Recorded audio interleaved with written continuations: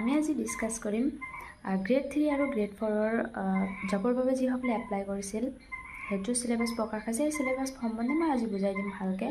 তো আপোনালোকে ভিডিঅ'টো স্কিপ নকৰাকৈ চাবা যাতে ভালদৰে বুজি পায়, আৰু ছাবস্ক্ৰাইব কৰি ৰাখি দিবা যাতে মই যি নেক্সট যি ভিডিঅ' আপলোড কৰিম সেইটো চাবা দেখাই দিছোঁ।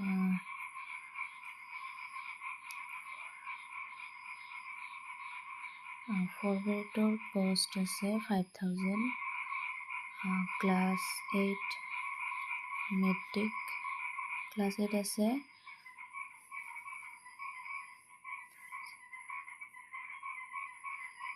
1950 আৰু SSLC আছে 1060 উইথ ITI 1090। তো ক্লাছ 8 এইটো আছে তোমাৰ এক্সাম হ'ব 2 ঘণ্টা 30 মিনিটৰ। কোশ্চিন MCQ থাকিব আৰু কোশ্চিন নম্বৰ থাকিব 135, মানে এটা কোশ্চিনত 1 নম্বৰে পাবা। ফুল মাৰ্কছ থাকিব 135। তাৰপিছত আছে চাব ভালকৈ হা।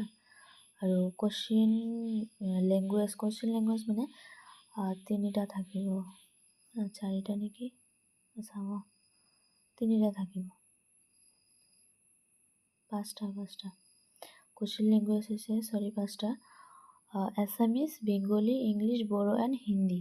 তোমাৰ এইটো হৈছে কোশ্চিন লেংগুৱেজ, মানে কোন লেংগুৱেজত কোন ভাষাত কোশ্চিন তুমি পাবা। ইংলিছত পাবা, বেংগলী পাবা, এছামিজ পাবা, বড়ো পাবা এণ্ড হিন্দী পাবা।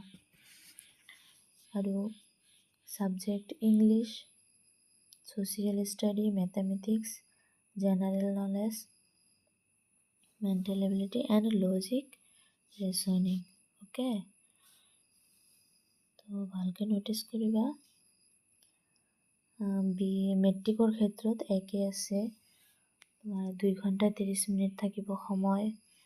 MCQ থাকিব 135 কোশ্চিন, 135 মাৰ্ক। 1 কোশ্চিনত 1 মাৰ্কে পাবা। একে আছে এইটো। তোমাৰ কোশ্চিন লেংগুৱেজো একে আছে, ছাবজেক্টটো একে আছে। আহিলোঁ থাৰ্ড গ্ৰেড 3। গ্ৰেড 3 পোষ্ট আছে 7600।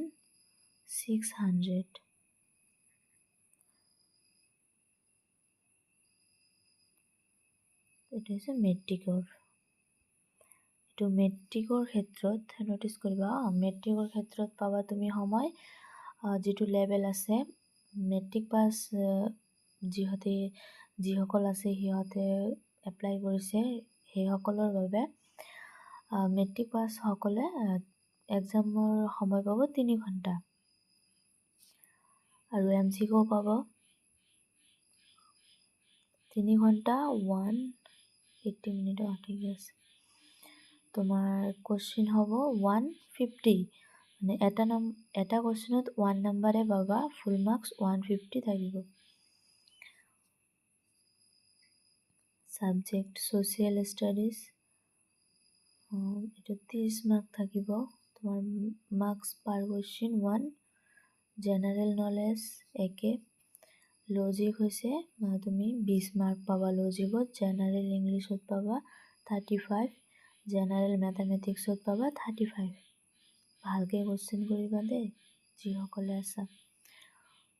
আৰু ডিগ্ৰীৰ ক্ষেত্ৰত আছে একেই, সময়টো একেই হয়। তো 3 ঘণ্টা পাবা, MCQ পাবা, আৰু কোশ্চিন মাৰ্ক হৈছে কোশ্চিন হৈছে তুমি 150 পাবা, আৰু ফুল মাৰ্কছ 175 আছে। মাৰ্কছটো থাকিব 175 আৰু কোশ্চিন থাকিব 150 তোমাৰ। ছাবজেক্ট ছ'চিয়েল ষ্টাডি, কোশ্চিন পাবা 30টা, আৰু প্ৰত্যেকটা কোশ্চিনত 1 মাৰ্কে কৰি পাবা। জেনাৰেল নলেজ 35 পাবা, লজিক 20 আছে। তো এটা কুৱেশ্যনত এটা নাম্বাৰে আছে, তাত দেখাইছে জেনাৰেল ইংলিছ 10 পাবা, জেনাৰেল মেথামেটিক্স 30 और reading compression and English language reading compression and English language ये 25 एते 2 मार्क कोई पाबा 25टा क्वेश्चनत तुम 50 मार्क থাকিব তোমার। तो ड्राइभारर पोस्ट SSLC जो ग्रेड 3 ड्राइभारर पोस्ट आसिल एटू। तो एटुर क्षेत्रतो एके समय আছে 3 आवर MCQ থাকিব 150 क्वेश्चन 150 मार्क। तो साबजेक्ट तो চাই লবা একে আছে নহয় নহয় লাষ্টত এটা বেলেগ আছে। Mental ability general English general mathematics तो 30 और रोड ट्रांसपोर्ट আছে তোমার 20 मार्क। तो 20 मार्कत মানে 20টা क्वेश्चनत 20 मार्क पाबा। और ग्रेड 3 एग्जाम डेट হৈছে 15 सेप्टेम्बर। তোমার এটু 12th लेवल যেটো আছিল 15 सेप्टेम्बरत एग्जाम। और 29 सेप्टेम्बरत আছে बैचलर डिग्री लेवलत যেগুলা আছিল। তোমার ড্রাইভারের post second help first help এটু সিহঁতৰ আছে 29।